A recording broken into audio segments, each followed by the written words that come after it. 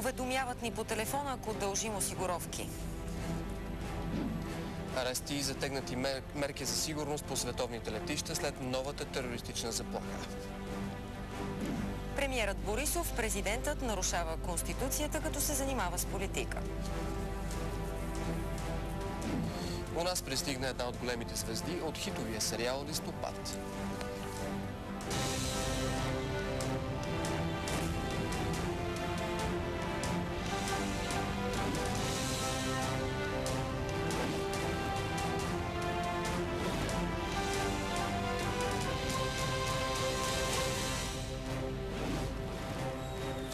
Добър вечер, вие сте с BTV новините в 22 часа. Аз съм Гена Трайкова. Добър вечер и от мен, аз съм Венелин Петков.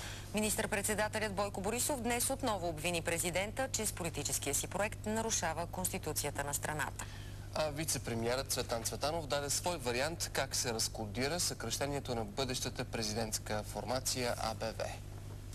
Това ми помага много, че всички, които се опитваха да ни свържат в общ политически проект, вече не могат да го правят.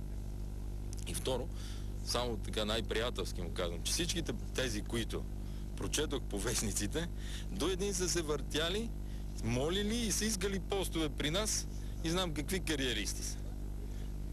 Да си ги вземе на куп всичките, ако това ще е възраждането, просто знам какво ще му възродят. Ако това е възраждането, няма от какво да се притеснява ГЕРБ.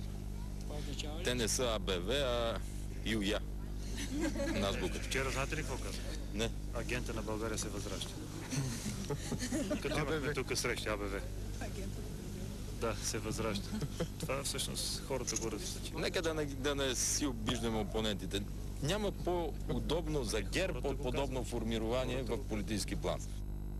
Борисов и Цветанов бяха в Русе за пускането на 6 нови катера за охрана на река Дунав. Корабите са купени с европейски средства по програмата за присъединяване на България към шенгенското пространство. По-рано председателят на Европейската комисия Жозе Мануел Барозо насърчи с писмо кабинета да продължава съдебната реформа и борбата с корупцията и организираната престъпност.